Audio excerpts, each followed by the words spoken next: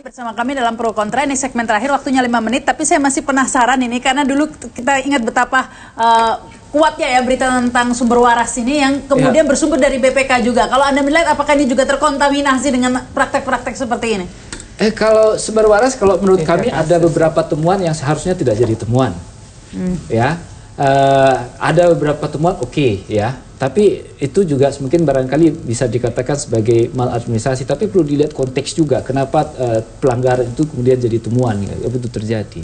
Yang perlu dilihat juga adalah model yang lain, misalnya konflik kepentingan antara auditor dengan auditi yang diaudit begitu. Bahwa auditor punya kepentingan tertentu terhadap yang diaudit, dia gunakan kewenangan dia untuk memaksa lembaga yang diaudit untuk sesuai dengan keinginannya. Tapi hasilnya sendiri akurat tidak menurut Anda itu? Kalau menurut kami ada yang tidak akurat, ada yang akurat. Yang tidak akurat ini terutama yang ada konflik kepentingannya begitu. Dan itu banyak begitu.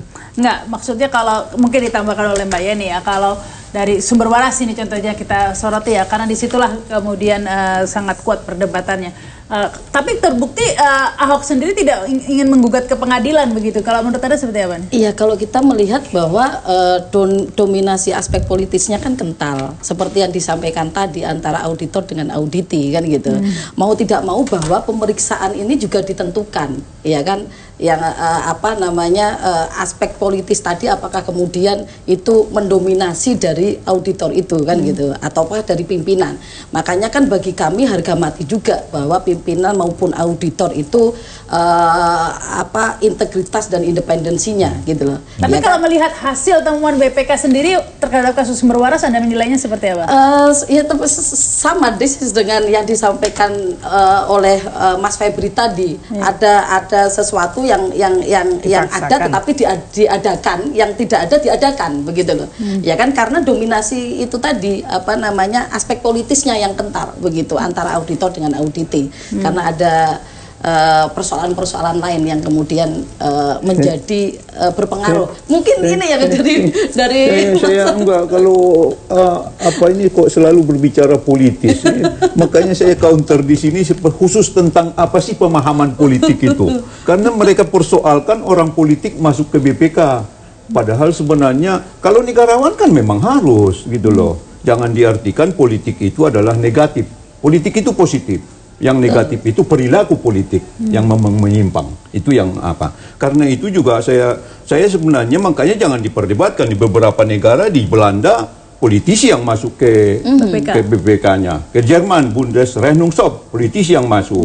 Kan persoalannya bagaimana moralitas saja kan untuk menjadikan lembaga ini. Saya sepakat dengan itu, Pak. Tapi siapa yang menjamin bahwa politisi yang jadi anggota BPK itu terjaga moralitasnya? Itu makanya di proses pemilihannya yang harus yang memilih politisi itu sendiri, Pak, yang bebas dengan politisi dalam konteks yang Anda tadi quote and quote adalah perilaku politik yang menyimpang, yang Bulwadar minta mengatakan ada pengertian negatif politik. Tapi kalau yang namanya KBBI politik adalah positif gitu loh. Anda juga baca referensi semua. Nah, persoalannya kemudian seperti itu juga. Kalau memang itu mereka sudah tadi juga Pak Hari sudah mengatakan sudah final selesai. Persoalannya ada penyimpangan. Persoalan yang dikatakan tadi ada kepentingan konflik interest, itu sudah diganti itu kepala perwakilannya yang memang punya konflik kepentingannya, karena yang itu diulang. Tanah itu ya, sudah diganti dan diganti yang lain kalau saya selama ini saya nggak mau komentar karena persoalan seperti itu saya dengar itu ada interestnya kan. Nah, sesudah diganti diperiksa lagi, kemudian diinvestigasi, udah final itu. Nggak perlu persoalannya kita, Anda mau bela Ahok atau tidak, itu aja persoalannya. kalau kembali ke situ ceritanya ya nggak selesai.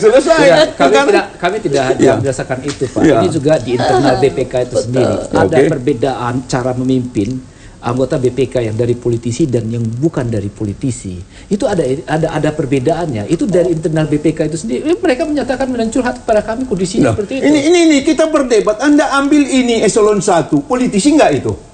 Pada prinsipnya semuanya politisi. Tidak. Ini orang-orang yang berkepentingan, yang bukan politisi, yang ingin masuk ke berbagi kekuasaan. Sebenarnya kan itu topiknya. Tapi kalau kembali ke sumber waras tadi Mbak Eva, ya memang tadi itu seperti dikatakan Pak Diasar, Ahok dipersilakan untuk menggugat ke pengadilan dan itu tidak dilakukan, artinya sudah selesai seperti itu kan ya? Enggak, dan akhirnya semua kan paham ada problem-problem yang sifatnya non teknis juga di sana. Dan kalau kemudian diputuskan nggak menggugat, ya karena semua orang udah tahu ada problem, ada penggantian pejabat dan seterusnya. Nggak, yang saya pengen balik ke topik ini kan nggak bahas pilkada kan ya? Iya. Belum ini kayaknya. Kamu yang ngumpul-ngumpul dari tadi. Aku sampai bingung. Oke, balik kepada BPK ya. Saya melihatnya begini. Ini kan indeks korupsi kita masih buruk banget ya. Dan itu melanda siapa saja. LSM yang korupsi juga ada. Politisi juga ada.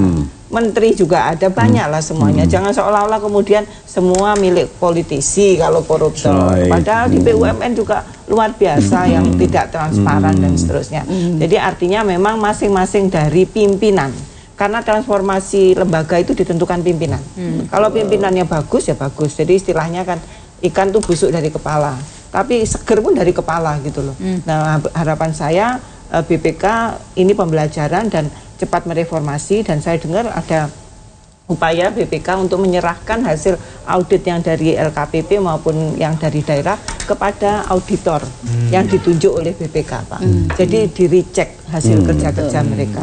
Dan ini saya pikir kemajuan. Tapi tetap bagi saya jangan sampai stuck diterus-teruskan audit keuangan ini, Pak. Nggak ada gunanya. Lebih baik Oh, audit enggak. kinerja. Tapi ini Saya ingin menjelaskan itu ya. Yang primitif saja kita tidak selesai, bagaimana you mau maju? Ini tetap dijalankan. Dulu kita juga di buku saya ini saya jelaskan. Tapi cepat. Dulu kita sampai 5% kita hitung itu audit kinerja. Harapan kita memang sesudah sudah selesai kita mulai keuangan, kinerja 5% meningkat jadi 20%. Jadi memang harus ada kemajuan. memang tahapannya masih tahap Iya, primitif masih mungkin ya. primitif. Manusianya primitif. Masih kok. primitif Dari begitu. integritas kita masih lemah. Masih Kalau lemah, kita memang. betul yang untuk jual beli gawat juga. Iya, memang. Terima kasih. Kayak Demikian pemilu. pro dan kontra. Saya sekali waktunya sudah habis. Saya Rama Serita. Selamat malam, sampai jumpa. Terima kasih nih.